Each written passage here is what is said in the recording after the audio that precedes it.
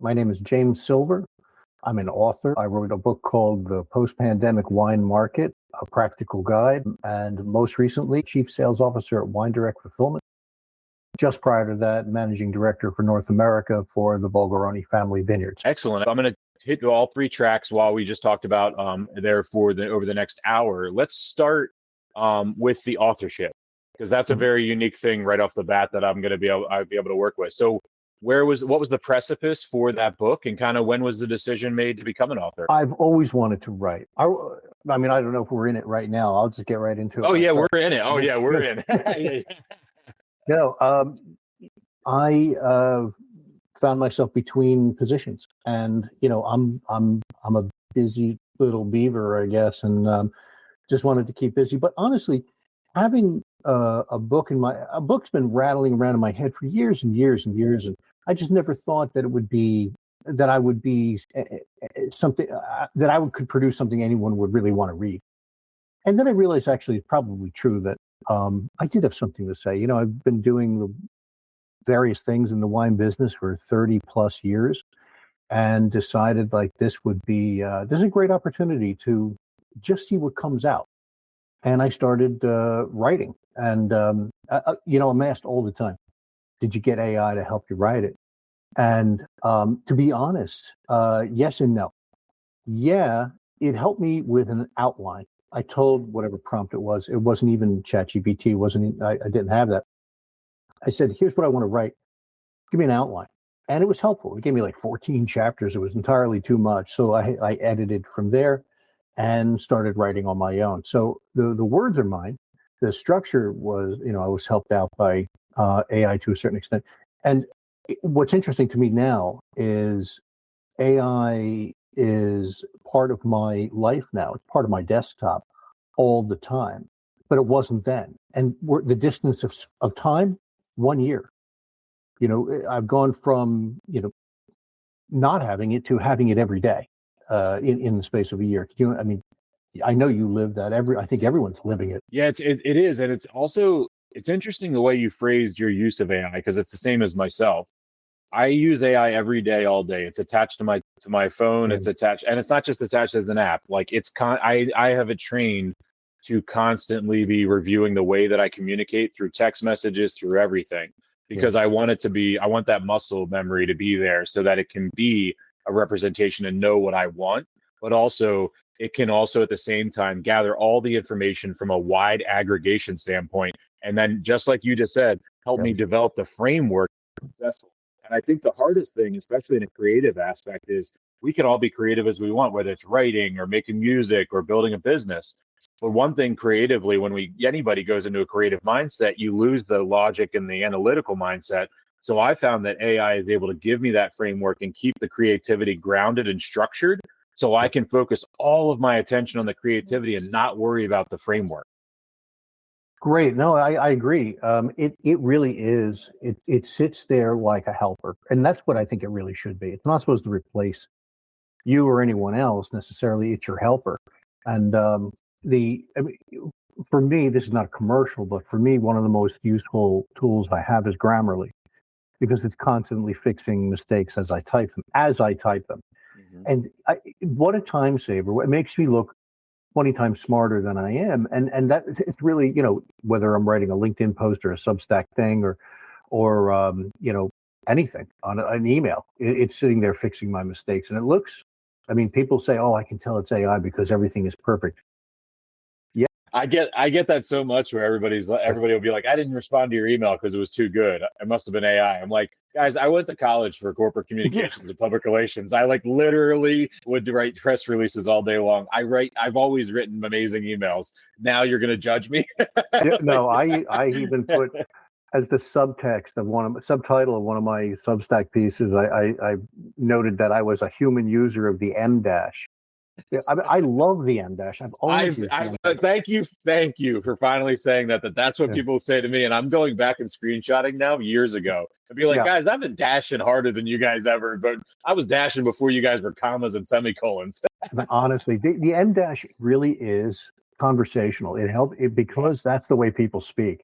They go from they have a quarter second break between thoughts, That's exactly what that is. And it's I don't know. I always found it quite No, useful. I'm this is a clip right now, and I'll have this in the back of it that conversation right now is a clip because my girlfriend and I have been talking about this like crazy. How people constantly are calling her and I out for it. We're like, just Yeah, because we're grammatically successful doesn't mean that we're AI with the dash. yeah, Everybody just wants to pretend it didn't exist before. yeah, yeah. And it's interesting. I have you asked me where does a book come from? I don't know because I'm not well read. I don't sit around reading books. I know plenty of people. My wife was sitting on the couch last night just reading a book, and I just don't do that. But what I read is everything else in the universe, and I think that's attention span, right? But it's where I get my language from. It's where I get my grammar from. It's where I get the people. I had a commenter on Substack tell me I use too many big words. Just write normal, and, and which is fine. But I don't know. I kind of absorb these things, but not from literature. I don't think I've read my own book, but I think it's pretty good. And that, to be honest with you, there's a lot of authors that I enjoy in the business world and the biographical world that aren't big readers. And I'm not advocating don't read. That's not what I'm trying Yeah, to say to anybody yeah, that's listening or watching. But at the same time, we all need to understand that we interpret and we extrapolate and we discern differently. And I'm the same way. Like I try very hard every year to set a goal to read a book a month, and yeah, I always do it for a couple months, and I get to like March, and then March for me in our season in the alcohol world, it gets busy, yeah. and then all of a sudden I lose that goal every year 3 months in, and not because I don't want to, and not because it's not my intention to. At the same time, there is there's a balance between the two of burying yourself into reading and versus opening the eyes and seeing what's presently going on. And I think that it sounds like you're also doing that, where it's like you're still gathering the education, you're just gathering it in a different medium. Yeah, Like no, I that's think what I that's mean is like books are important and reading's important, but also the foundation of just discernment and understanding and constant learning and evolution, I think is the most important part as opposed to the medium sometimes. I think I really secretly want reading to be entertaining. It just has to be Yeah. entertaining. And the one of the things that I wanted about my book's an academic book. Mhm. It's for the trade. But I also wanted it to be entertaining. So I did write it in my voice. I did write it conversational. I mean, I don't think there's any profanity or anything like that, but it is, colloquial. And there's you know, it's peppered all over with dozens of little stories, personal stories from my career I mean, that go back years and years. So sometimes I don't even remember how far back, but I wanted it to be entertaining. For example, I mean, I sat down one time and read the entire Game of Thrones, right? All the books, everything, all in a row, nonstop on my phone. And that's 5,000 or 10,000 pages or whatever it was.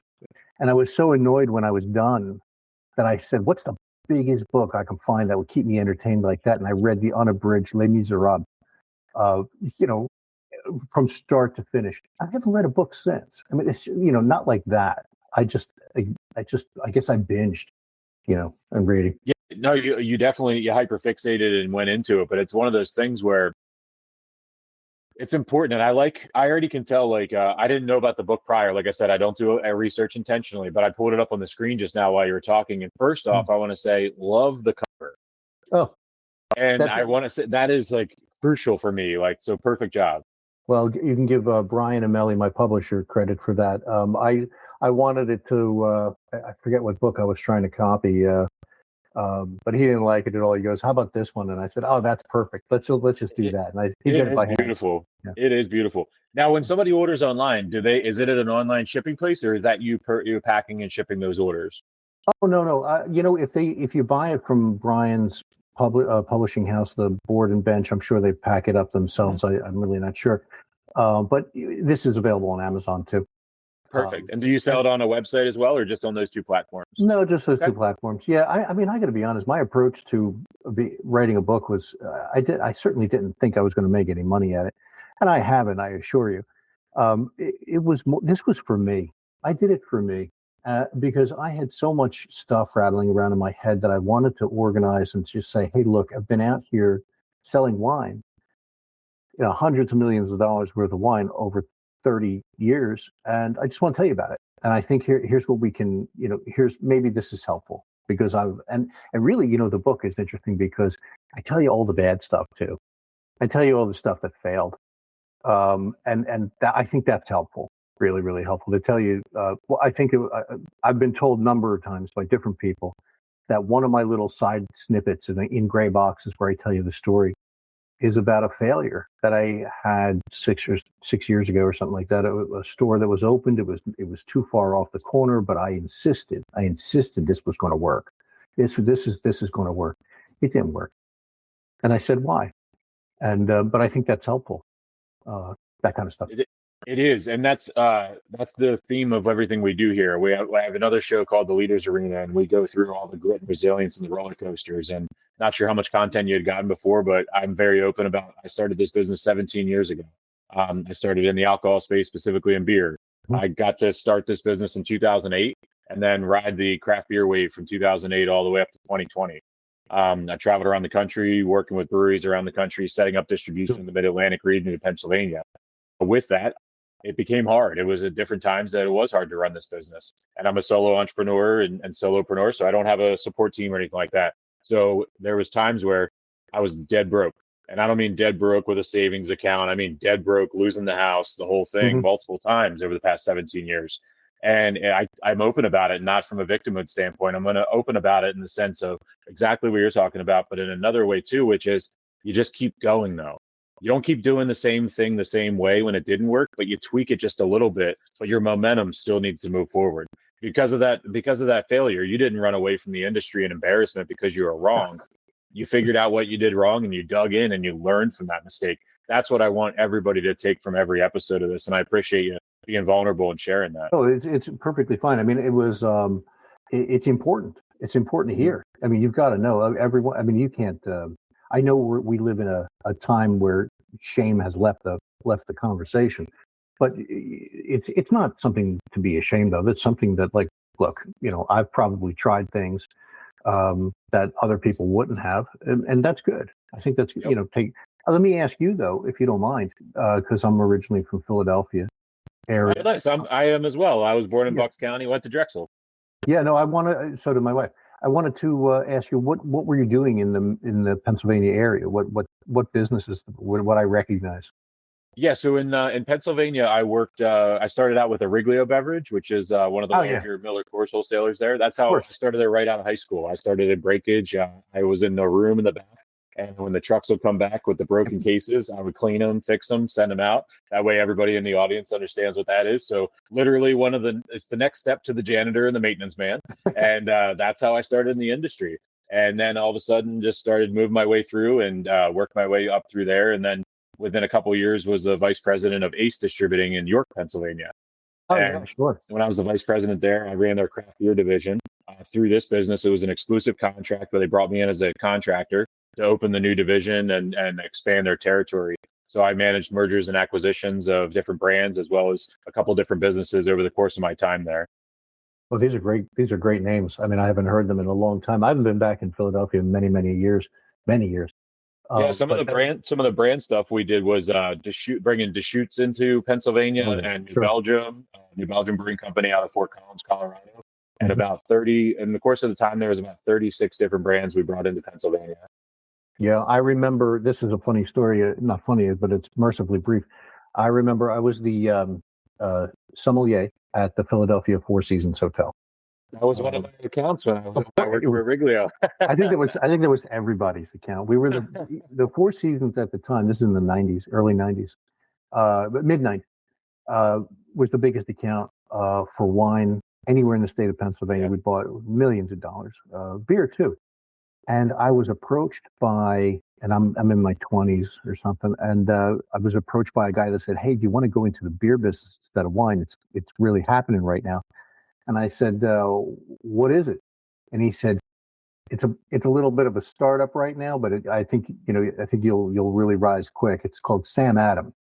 And I'm like, "Get out!" I'm like, I thought about it at the time. I was like, "Get out of town! Like that's a first of all, Boston. You're in Philadelphia. Make no sense to me." So I didn't do it, but I'd probably be a very different person right now had I taken the opportunity. It would be, and it would be a universal trait that would have accelerated you doing a brand like that because you understood all the stuff in the wine world. So that's what they want. They wanted in the very beginning. It very much was a they were searching for sommeliers and stuff like that because they knew where Yeah, craft beer was going and they needed to accelerate. yeah. That's interesting that you mentioned that. I don't think It's I've funny ever that thought of that. yeah, yeah, exactly. And the Four Seasons, I'll make you laugh at this. It wasn't to go in to sell beer. It was that we carried Voss water. Oh yeah, sure. And so that was I was the one that went around the white tablecloth accounts in Philadelphia selling the Voss water while. So let's move over to your consulting business currently. So we have the book has been established, the book is out there. I want two pieces actually before we go into consulting. I just realized. For anybody else out there, we have about 50% of our followers are all founders, owners, and senior leaders. Talk a little bit about like the book was for you, but have you Yeah. seen any indirect like lead generations or engaging conversations with industry people so far, or any way that it's kind of opened some doors for you outside of just the reading and selling the book? Oh my goodness, I did not realize what was going to happen. You know, a lot of people who they leave their position for one reason or another, and they say, "Well, now I'm going to be a consultant." You know, and I felt that was a little strange. I honestly set up a consulting a shingle or hung my shingle up because taxes.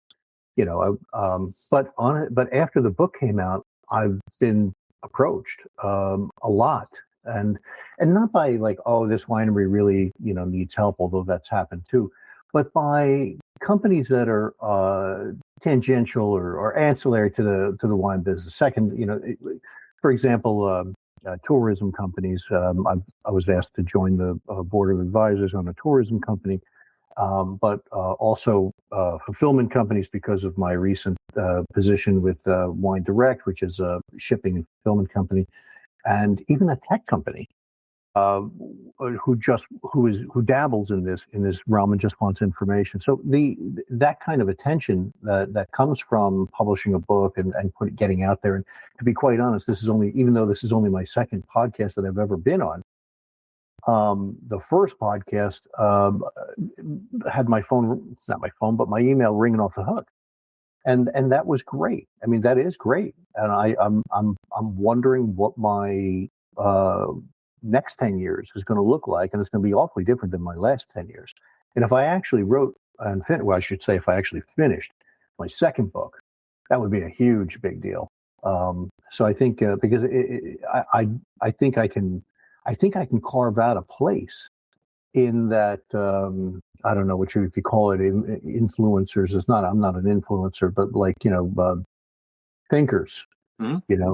Thinkers, and I'd like that. I would like that. I have been in deep thought about our business for 3 decades, and that really, honestly, that's what the book is about. Like, let's think about our business. That's what my Substack is about. Let's think about our business. Love that, and I'm excited. I'm excited to buy your book after this episode because I always say that there's not enough good books for specifically this industry, and I mean alcohol in general. Excellent. It looks like this, if you're wondering. Excellent. Excellent. I'll be ordering that this week for sure. What I want is I want people to understand that for me personally, when I was working in the wholesale side of things as well as managing sales teams, there was for the longest time, new salespeople would graduate college and want to work in the alcohol industry, and they would want to do this, but we would literally be like, "There's not a book for this." Mm-hmm. Like, and that's true, and it was true in that time. And there's a couple books now, you know what I mean, but really cohesive, comprehensive, industry forward books that can help people through, because there's a lot of sales books out there. There's a lot of marketing books, but we all know that the beverage industry is a subset of marketing. And then within a subset of that, you have alcohol. And then with the subset of that, you have, wine and alcohol. And then from there, we separate the different kinds of alcohol. So it's important to have books like this out on the shelf and online for people to access, not just to reflect, but also to educate a next generation. Nate, you're exactly right. You've touched on it exactly, and really, really important. And I'm so happy that you brought that up, because that's exactly right. There never has been a book. There aren't courses for this necessarily. I mean, maybe Sonoma State does that, but no one wrote a book on how to sell wine into the marketplace. That's actually what this book does. So this book has two audiences. Really, it's the middle managers, sales and marketing, middle level managers who would find the book terribly interesting. and that means wholesale, that means DTC, all that stuff. The other audience is the owner of the winery or the president of the winery who answers most questions with, I have people for that. So they don't know how DTC really works. They don't know how why their e-commerce platform decision is really important, why Shopify is important, why fulfillment is important, why anything is important. They're of a CEO mindset or an ownership mindset, and they control things from 36,000 feet in the sky, and that's great. So if they want to know how this all works, that book is for them too. Who the book is not for is for people who already know everything. Honestly, and there are people like that. They'll read the book and they'll say, well, I don't think I would do it that way. Well, I'm not so sure I agree with that. That's fine. That's fine. I mean, I'm just one guy, and these are just what happened to me over 30 years and how I think you should be doing it now. And I honestly, I think there's something useful in it for anyone, honestly, anyone. Yeah, I was just just looking at everything you've covered in there, and it definitely makes sense. Now with Wine Direct and Wine Direct and everything like that, let's talk a little bit about that. So DTC space for wine, and what do you guys do there, and kind of how do you guys approach the markets? Well, my time with Wine Direct ended at the end of the year, and which is fine. No, that's fine. They're I mean, talk about a great company with great leadership. They're really, really smart people, and they do a necessary function in this industry. The CEO of that company almost essentially invented the modern fulfillment of wine shipping, and that's the way that when I say necessary, I mean the experience of the customer has of purchasing the wine is one thing, but receiving the wine at their house is another thing, and that's really what fulfillment does. It's an extension of the DTC tasting room. It's an extension of the winery's brand. It's an extension of all those things, because if the wine arrives in one piece, in the proper box, with the proper packaging and the proper branding, and it's not beat up and it doesn't look like garbage when it gets there, and it's not wet or it's not, covered in soot, that's important. And that's what fulfillment houses do.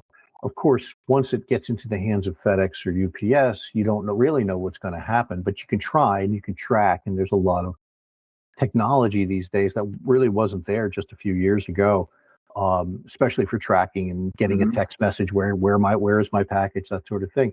So it's not just shipping; it's part of the whole experience for the consumer, and this is great. I mean, that's a really important part of the business.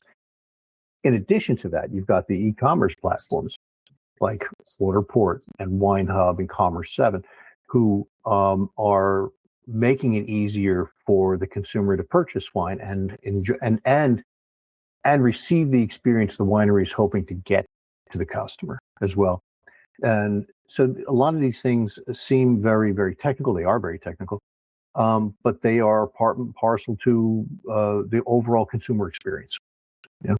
What so with that closing out the other week there, what are the next steps and some of the strategy ideas? If you can give us a peek under the curtain for the future agenda there for 2026. Sounds exciting with the book and everything like that going forward. Well, honestly, yeah, no. Writing book number 2 and 3 are both on somewhere on the screen here, and I'm working with the publisher on what they should look like. I'm also trying to assess.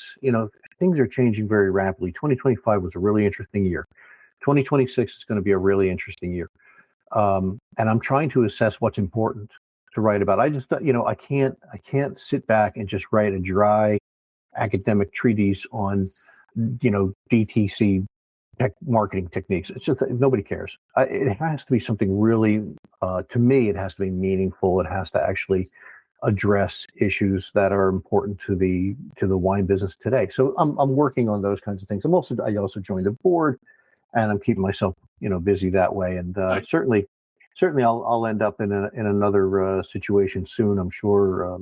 Although, anyone who has that little green box around their face or little green circle around their face on LinkedIn, you got to feel bad for right now, because the market is convulsing.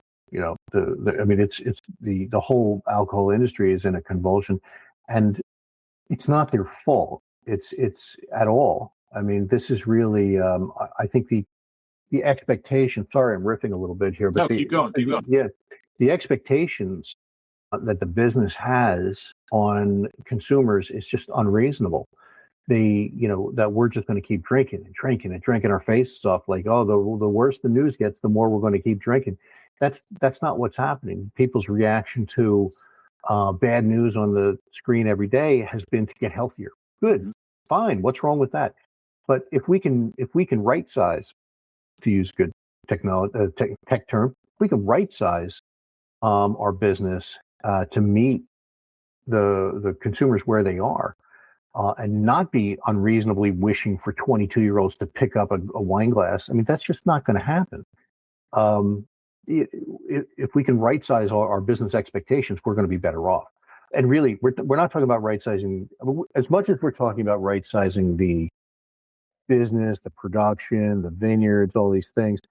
Really getting our expectations in line is just as important. And the I wrote an article about this.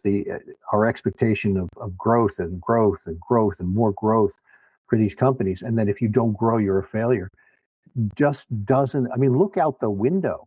Look out the window. That's not normal right now. So we have to right size our expectations. There are companies that are growing, just as there would be companies growing at any given time. There are companies losing, just like there would be companies losing at any given time.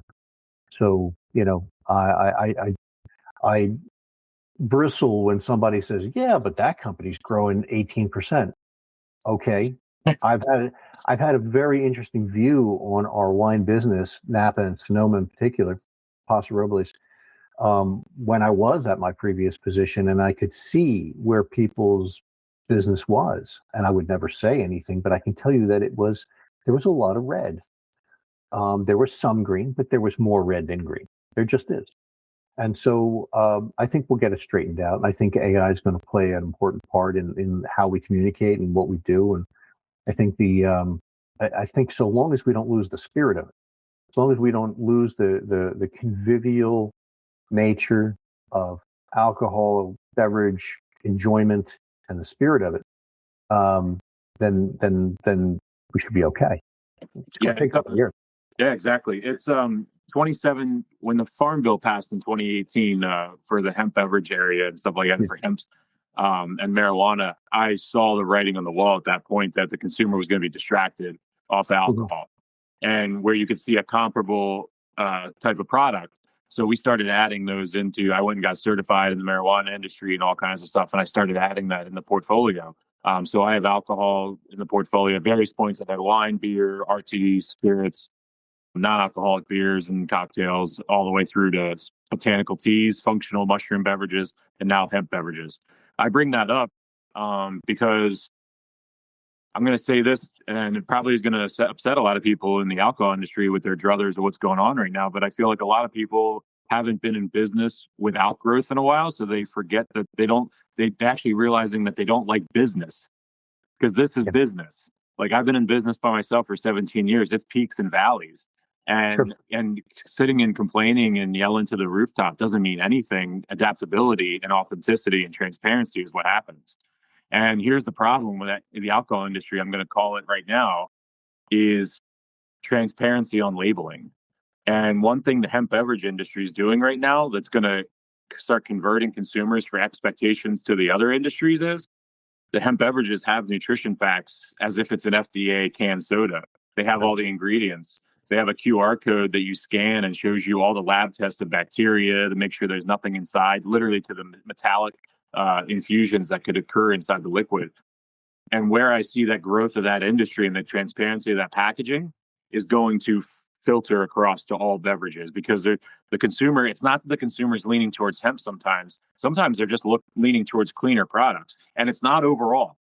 It's not an overall thing. They're not leaving forever from alcohol.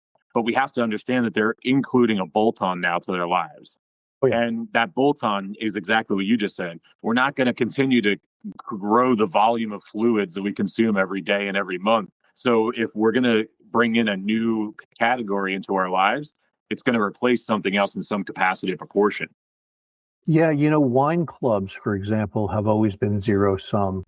The the you go back to right around the time you're talking about, around 2018, when the growth stopped, Mm-hmm. and the only Silicon Valley Bank raised an alarm at that point, at least as far as I know. Even then, back then, I was saying, look, if someone joins your wine club, it's because they left two others. you know, that's how it was. It's so true, though. Yeah. Yeah, that's how it was contracting. Like, oh, did you added 5 new club members? Well, somebody lost 10. That's the way that is, and it's been playing out. I think the whole market right now is almost zero sum for wine. That is, for that we are fighting each other, jockeying for position, but there's not much else we can do. We're not a unified industry per se. We don't, even though we have the same sort of behavior, which is why they call us an industry. We behave similarly. We're not really unified, and we don't move together. So yeah, for now, it's just going to be taking business from each other. And so how's that going to look when it's done? It's, to me, we're talking about a major bifurcation of the wine business. So you've got massive scale on one end and tiny scale on the other. And that's the middle is where is going to be oppressed. Like any economic situation, the middle gets oppressed a lot. And so scale is going to win on one side. You can see how people are hedging their bets. Look at Gallo. Gallo's taken the bottom shelf. Now they've taken the bottom 2 shelves. The small producer who is 5,000 cases or 6,000 cases and manages to be profitable somehow, needs to just hold the line and keep doing that. Be efficient, be smart, and just hold the line until things normalize. What's that look like? I can't say. How long is that going to take? Who knows? Who knows? A couple of years. When you what year? How old were you when you started in the wine industry? 20. You're 20. Okay, so we were I was 19, so we're the same age. Cool.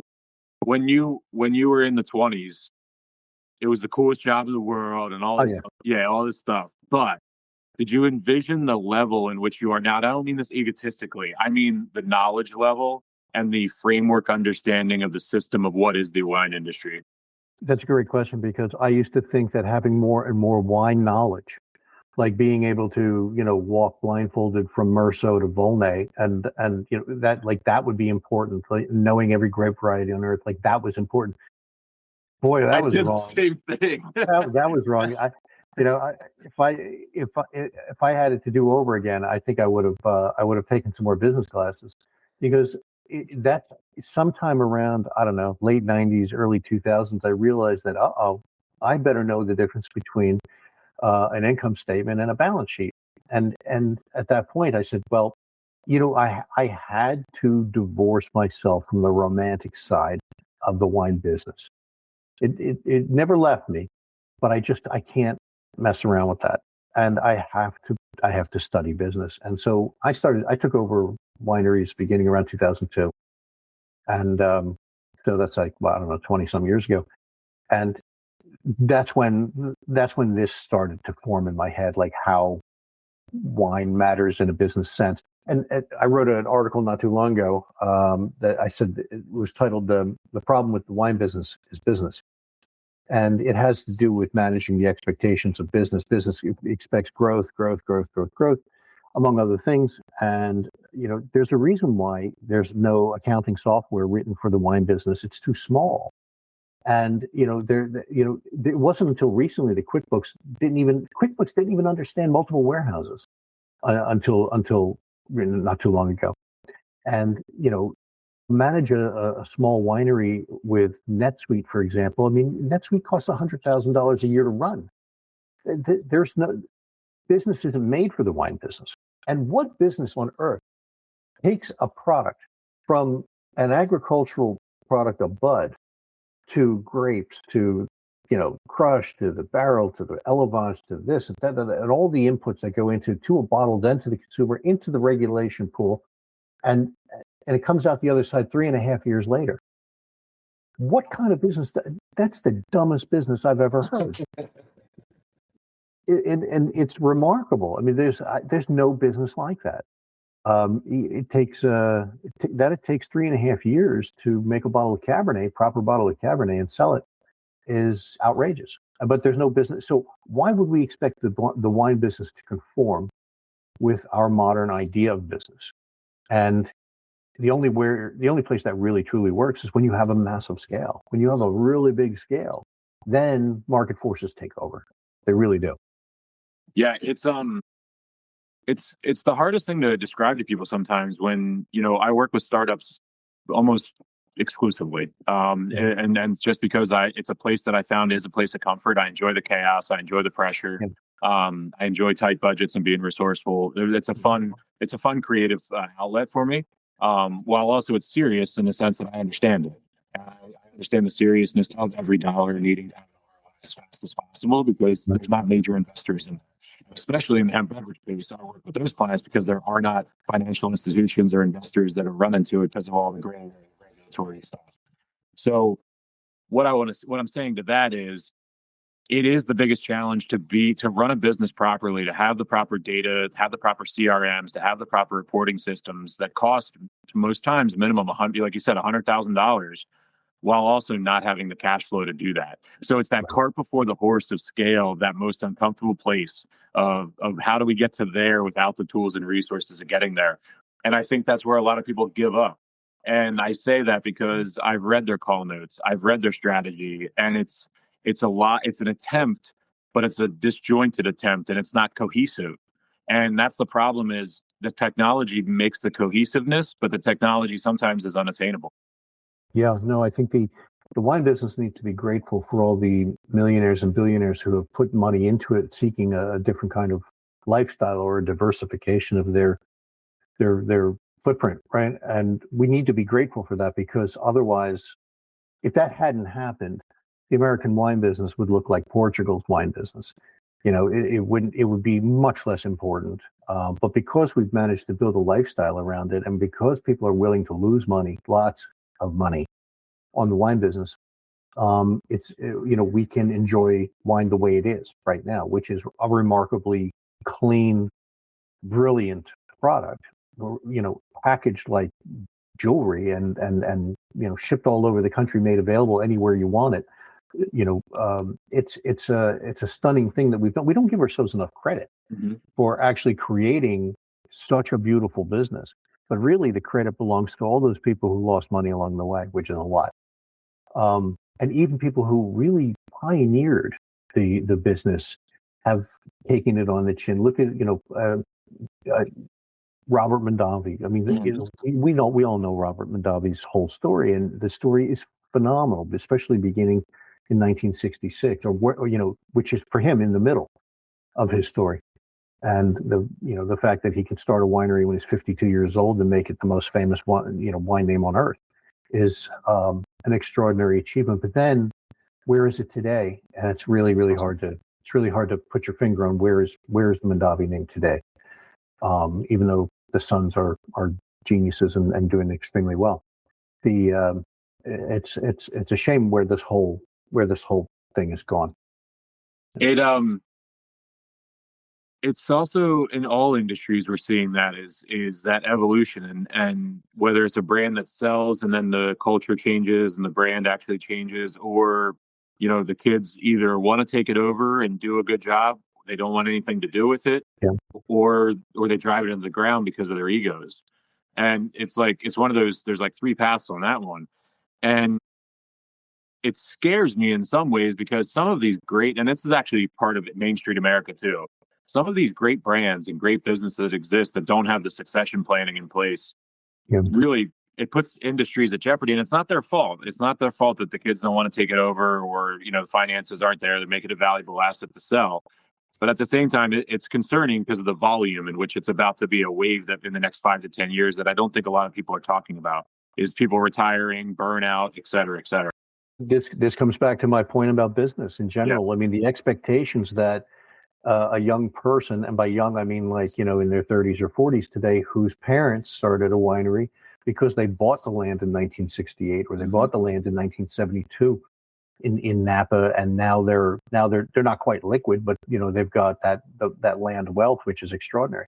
But we should have seen this coming because this played out in Europe over the centuries. When you look, even, and I've been around long enough to remember that when you meet a chateau owner from Bordeaux or from Loire, wherever they're from, and he laments to you that his kids are not interested in the business. Well, I'll tell you why: because they're lawyers in Paris, and because they're doctors, and because they don't want to spend their time in this rundown farm making no money.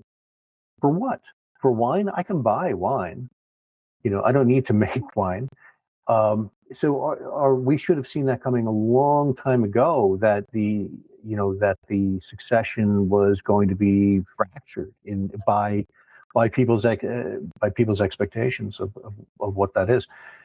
Even when it's easy, even when the winery is hyper successful and the kids are really into it and all that, it's still a difficult succession because the kids have different ideas, modern ideas from mom and dad, and that creates an issue too sometimes, not every time. Yeah, a lot of time, and yeah, sometimes it does, and I've experienced that with a couple different ways of transfers of ownership and things like that over the years. Sometimes it becomes an amazing thing, and sometimes it becomes the detriment and demise of the business. Right. Yeah, it's a fascinating place to be, and I think that I want to know a little bit too before we close out. When you were 20 years old, what was the moment or the person, or just give me the whole environment and experience of when you decided to get into the alcohol industry? Well, yeah, I think I've told the story a number of times.